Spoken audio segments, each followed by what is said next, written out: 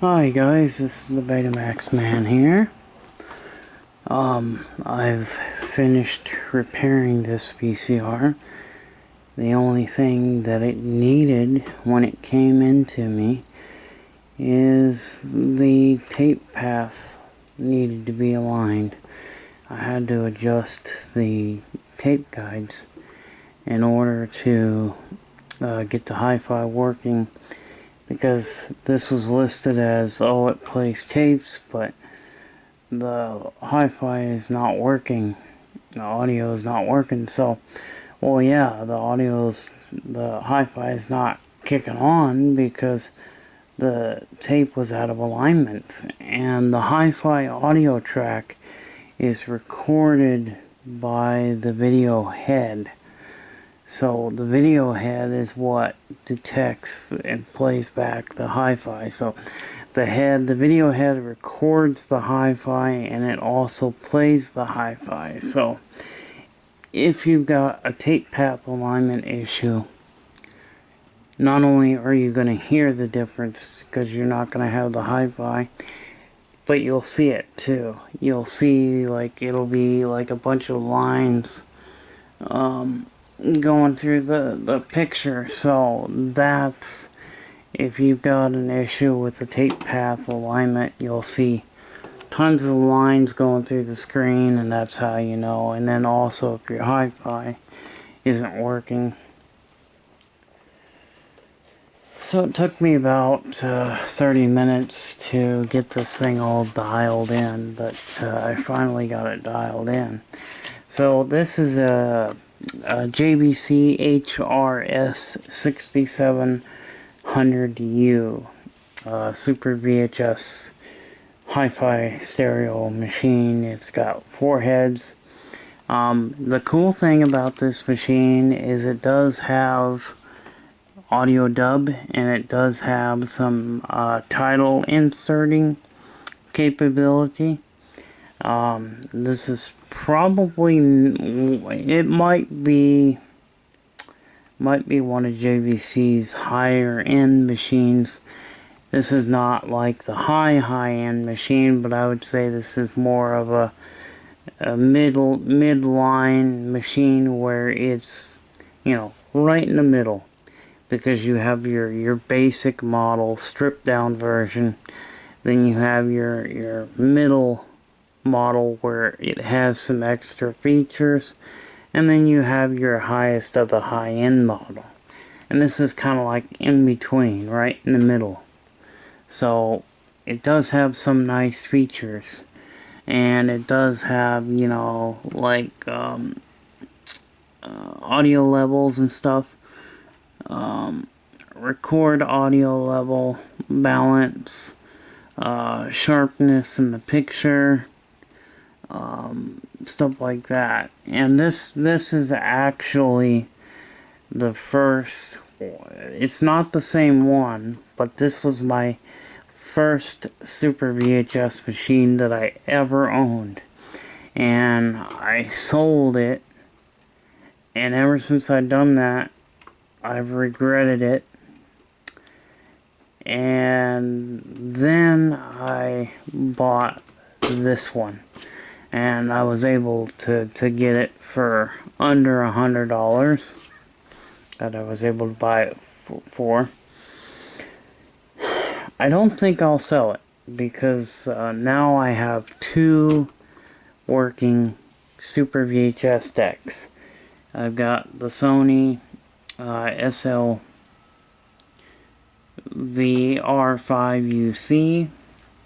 and now I have the JVC S6700U. There was another JVC model that looked almost identical, but it was a little bit newer, and it was different model number. But this is like one of these machines that's very special.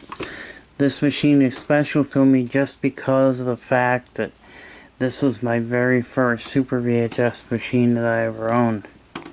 And my brother had bought one we had got one. It was more his than mine, but I think I helped him buy it, but I don't remember. But this is back in the late 90s. My brother found at a pawn shop. We found a Panasonic Super VHS, and it was from the 90s, so it had the loading mechanism was in the center, you know, and I like the older ones because they have the mechanism on, you know, the left side, and then the electrical over here on the right side. So anyway, so let's do a review. We'll take a look at it. We'll take the top off too. I have Forrest Gump. And I gotta find my Super VHS tapes. I don't know where they are at the moment. But, and there you go. You got hi-fi stereo. And it's working beautifully. My audio level for the right speaker is a little bit low, as you can see. That it's pretty low, so I don't know. I'm gonna have to find out the cause of that, but other than that, I mean, it's performing beautifully. So let me take the lid off so you guys can see the mechanism inside. So now you can see the mechanism. You'll see the mechanism in action there. It's a pretty neat mechanism. It's all done by one loading belt. So this loading motor here, we've got the loading motor here, and it has a long belt that goes down to the camshaft. So we'll show you the loading mechanism here. But basically,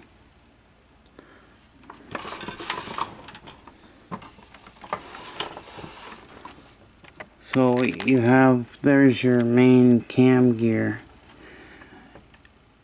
and you've got a motor, and then there's a belt that goes from the motor down to the bottom pulley, which connects. There's a worm gear here. Here's the worm gear. You can see the worm gear in there, right down in there. And that worm gear meshes with one of the cam gears, which meshes with other gears to make the loading mechanism work. So let's check it out from this perspective. And the pinch roller drops down and connects, you know, pushes it against the capstan.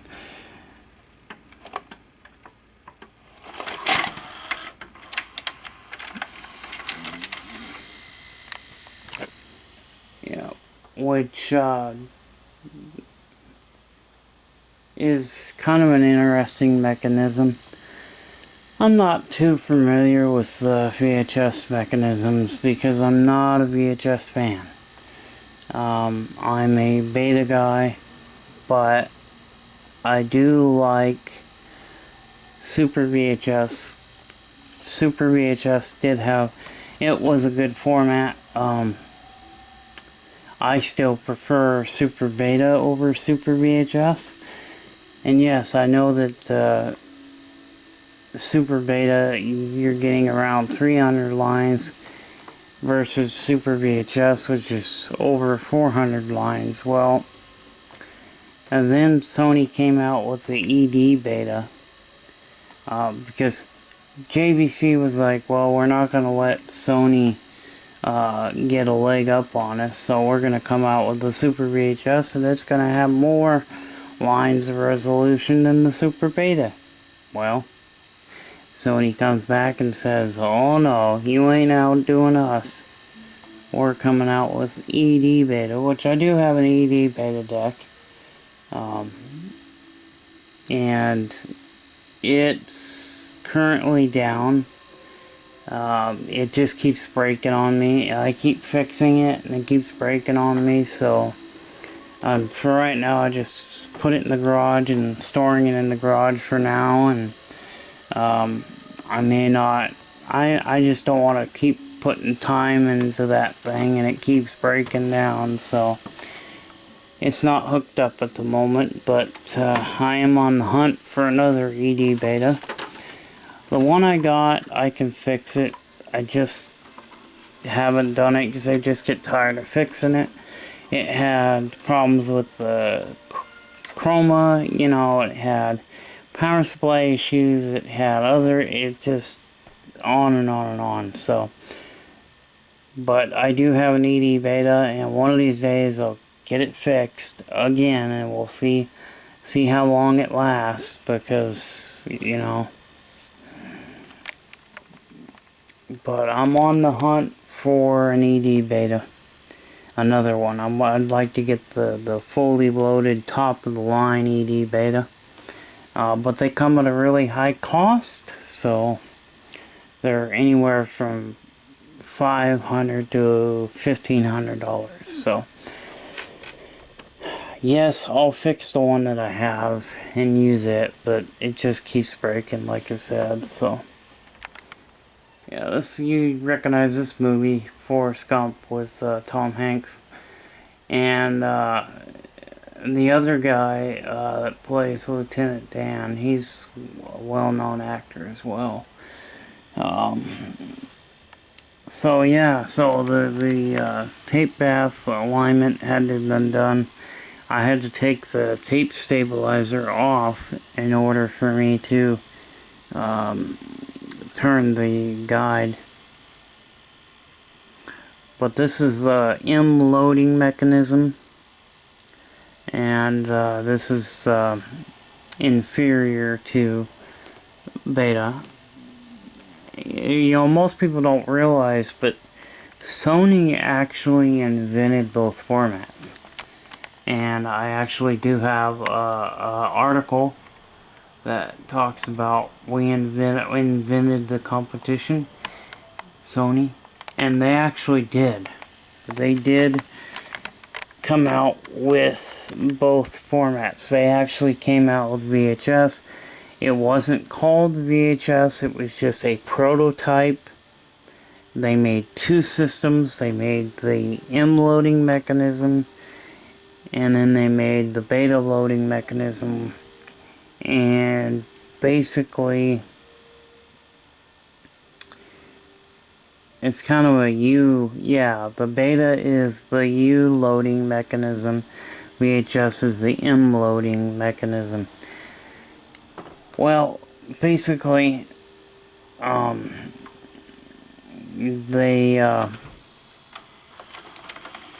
wasn't, it was just a prototype. Sony came out with the M loading mechanism. It was a prototype. It wasn't called VHS. It didn't have a name. And then they invented the U loading mechanism, and which was the beta format. And they decided that one, which is based off the U-matic, they decided that had a better picture and it was a better system, so Sony chose to use the system that was designed based off of the U-matic. And so they shared a little too much information, and JVC got a hold of the information and some of the plans and stuff that they came out. Next thing you know, a year later, after Sony releases the Betamax, JVC releases the VHS system, which stands for Video Home System. But anyway, so JVC took that M loading mechanism and gave it a name of VHS. and started competing with Sony. And yes, Sony lost the format wars. Most people know about it, you know. Even maybe some of the millennials even know about it because they do the research, because it's in the history books. But anyway, you know, Sony, you know, designed both of them, didn't like the VHS, it was inferior. Beta had a better picture. Why did Beta have a better picture? Because Beta recorded at a faster speed. Beta had a larger head, which could put more information and more detail onto the tape. And we all know that the faster the tape speed, the better quality picture. Even Beta 2 is still faster than VHS's SP. So Beta 2 is still faster. And that's why Beta had a better picture. Even Beta 2 was still better picture than VHS's SP.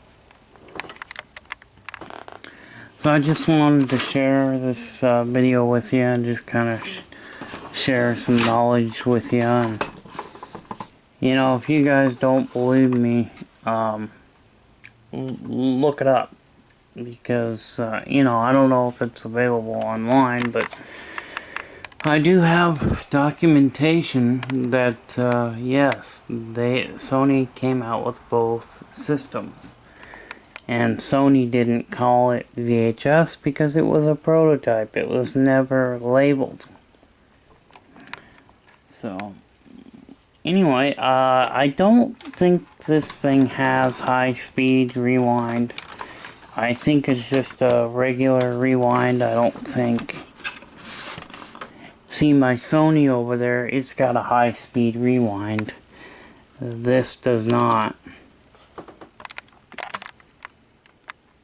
But it does have audio level, sharpness, balance, record audio level. This is for like the input audio, so I could crank the audio up a little bit. You know, the signal, the audio signal going into the VCR, I can change it. I could turn it up a little bit if I wanted to get more sound on the tapes. But I'll have to try to find some of them. I'll need to find some of my Super VHS tapes. And I do have some new Super VHS tapes somewhere.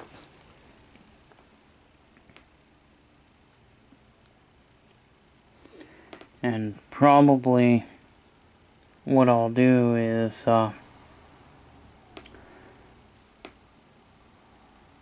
I'll get some, I'll get my tapes, and another video we'll do a test recording. I could probably go ahead and do a test recording onto a regular VHS, but you know, it's better to do it on a Super VHS so you guys can see how good Super VHS was.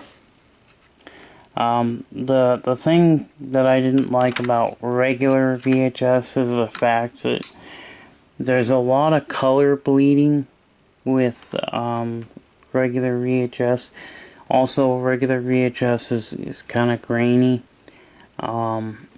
compared to Beta. Beta is a little bit clearer image. The color bleeding is not as bad. And due to that faster tape speed and due to the larger drum, the larger head could put more detail on the tape and better clarity. And but anyway, yes, for those of you who don't believe me and don't want to believe, Sony actually invented both systems. But here we go. I'll let you see the loading mechanism one more time. This is probably one of JVC's best mechanisms. This mechanism is actually pretty reliable, I think. I do remember my first one of this model had an issue where the tape guide was not fully extending, and it was like going out to about here. It's not fully extending all the way, and I never did. The only thing I could figure out is that the plastic sliding gear, because there's a gear that slides back and forth, and the only thing I could think of is that one of the teeth was broken or cracked and not fully extending the arm or the guide, you know.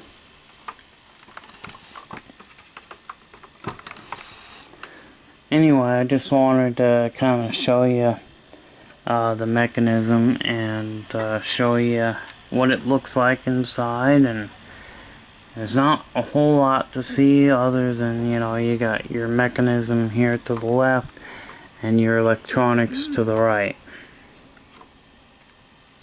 and of course the power supply. Now with my right channel being low, I could I'll take a look at that and see if I can find out why my right channel is low. It might need to be adjusted a little bit as far as on the tape guides, but I don't think so. It could be a issue in the audio circuitry. Could have a bad capacitor in the audio circuitry. I'm not really sure, but in order to tell and see if the right channel is working, we can unplug the left channel.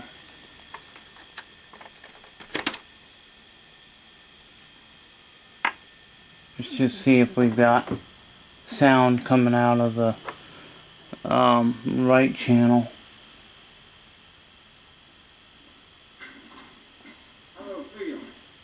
Which we do, but it's very low.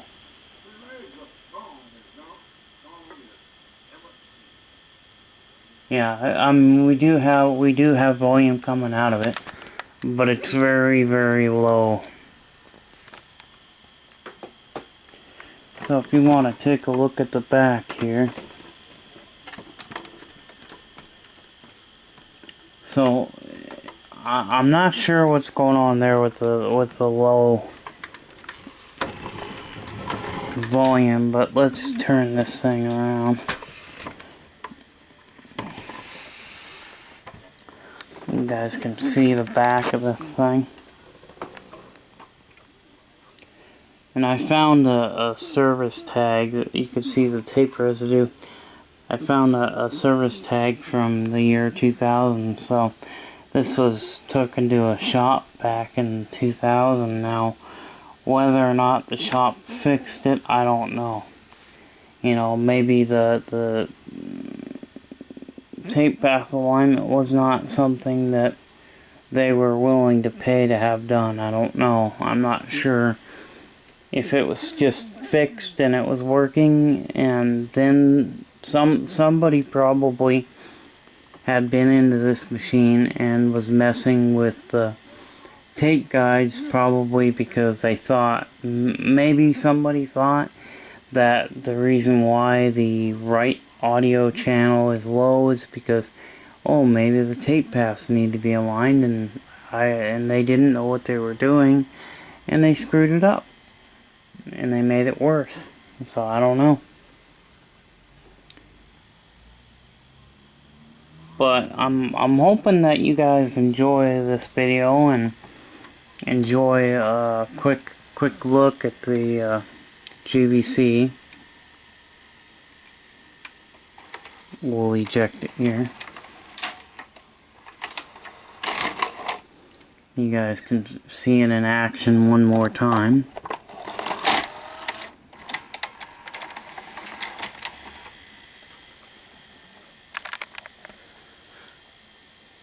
we'll just do that so you guys can see.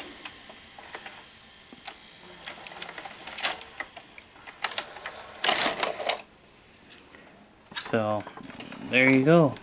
That's